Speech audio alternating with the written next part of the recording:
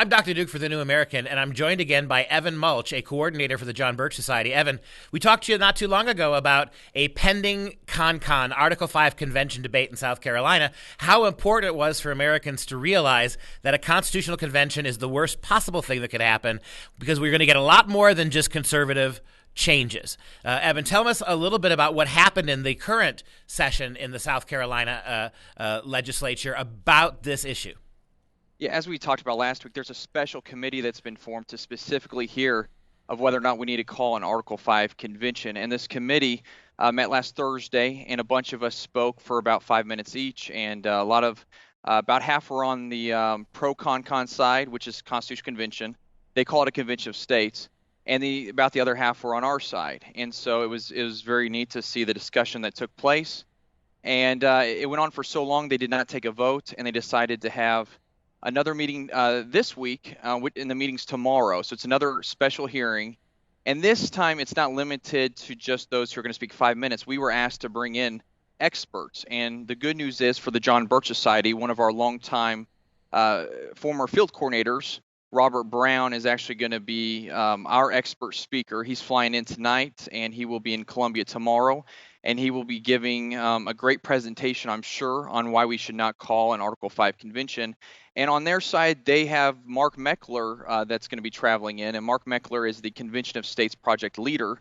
And he's been the one that initially started this whole thing a few years ago when he decided to have an event with Lauren Lessig, the liberal Harvard professor, that also wants to call an Article 5 convention. And, since then, Mark Meckler has got conservatives to get interested in calling Article 5 convention, while Lawrence Lessig has been getting the liberals to call it.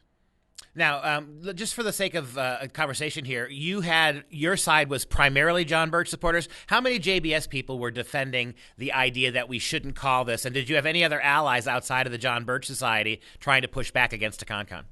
Well, we have allies that are not members of the John Birch Society. We don't push anybody to become a member of the John Birch Society. That's a voluntary thing, and if somebody's not comfortable being a member, they really shouldn't. It's only made, people who join the John Birch Society should be fully comfortable in joining us. But there are those who are not members that do help us, and so not everybody that spoke on our side were members. But I think there were about 11 on our side that spoke, including me. I live in South Carolina, so I had the obligation to speak at the special hearing.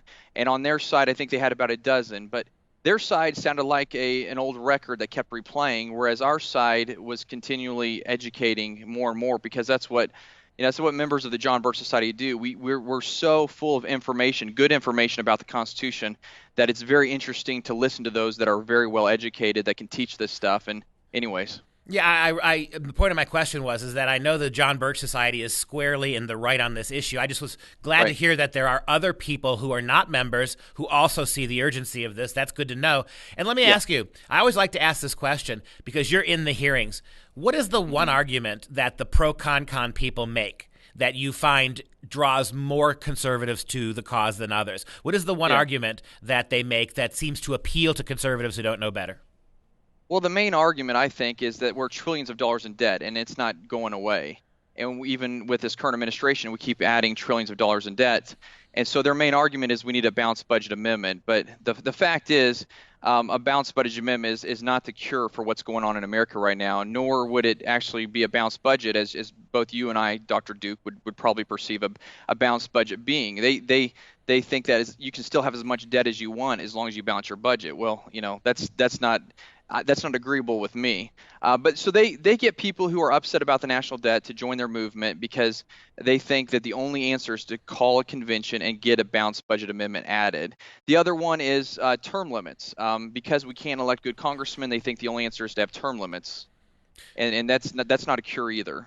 Well, ironically, right, people who claim to be conservative and like the Constitution recognize that the Founding Fathers did not include term limits, which is interesting. Right. And the other thing is that they're already ignoring all the budget guidelines now. They're already overspending based on what the budget is. The idea that you're going to put some law in place, they're going to start paying attention to those laws once you have them, is absurd as well. And that's one of the big problems with the ConCon, isn't it?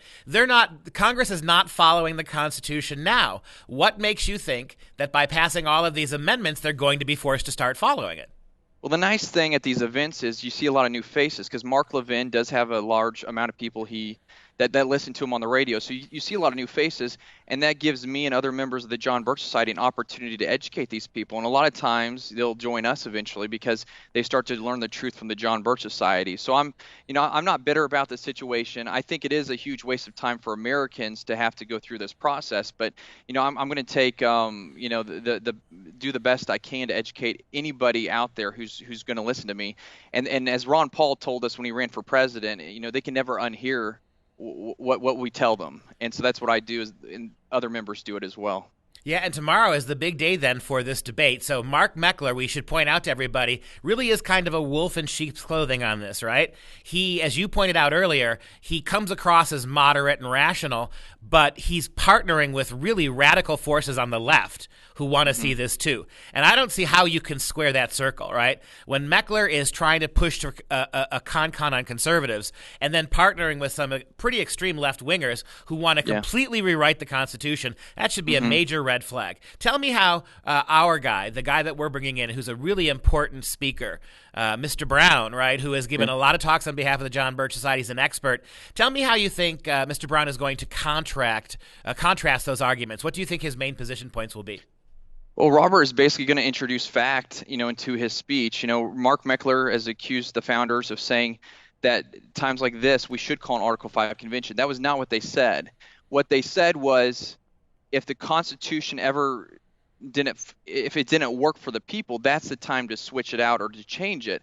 The problem, we're not having a problem with the U.S. Constitution. We're having a problem with congressmen obeying the U.S. Constitution. So so what Robert Brown is basically going to bring up during his speech is that the founding fathers, they would have never wanted to call an Article 5 convention at this time. They would have thought we were crazy for wanting to call an Article 5 convention at this time. What our founding fathers would have said is, you got to figure out a way to get congressmen elected that will obey the U.S. Constitution. And I tell this very often to people, the John Birch Society is the only organization in America that has field coordinators all over the United States teaching people how to do this. And so it's, we are at a point in America where things are really bad. We're trillions of dollars in debt. It doesn't look like politicians right now are going to change the level of debt that we have, but we've got to get activated. And I encourage everybody, if you're listening to this, join the John Birch Society if you haven't already. Robert Brown is a great example of a John Birch Society member. I've brought him through South Carolina and Georgia, I think, on 3 different speaking tours. So this will be the 4th time he flies in to work with me. And this is what field coordinators do. When we see that there needs to be something done in our area, we'll pay for our speakers to fly in, and we'll get our members to organize events. And this is how we educate people that no other organization does in the way that we do it, to get people to be better Americans and to get fully activated.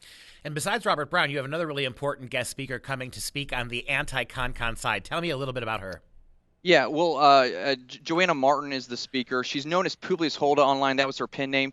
She's a former JAG officer for our Army, so she's an Army veteran, and so she's an older lady that is just awesome when it comes to explaining to people why we need to not call an Article 5 convention and just get back to obeying the U.S. Constitution. And I think everybody that follows her has a ton of respect for her. Of course, the Convention of States people are already trying to libel her, make it sound like she's a quack.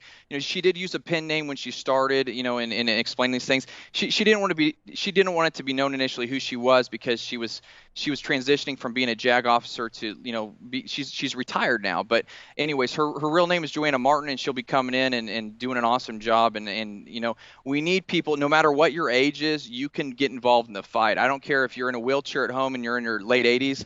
This is a fight for everybody. This is the fight for our constitutional republic, and most Americans are not even aware that this is happening.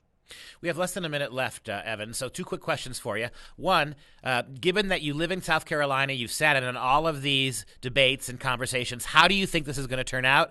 And number 2, how can people access your information or figure out how to watch the debate after it's recorded? Well, the odds are against us. So we need as many people to pray for us in South Carolina. We really are the target of these guys. And so we need your prayers. It looks good for us because we are bringing the expert speakers in. But we've got to change the hearts and minds of a lot of people. If you do want to watch this, the South Carolina House has a website. I think it's schouse.gov. You can go and watch the video of it once it's completed in the archive section. But I encourage everybody to do that. If you follow me on Facebook or Twitter, my name's Evan Mulch. You can also probably get the information from there. Thanks for joining us today, Evan.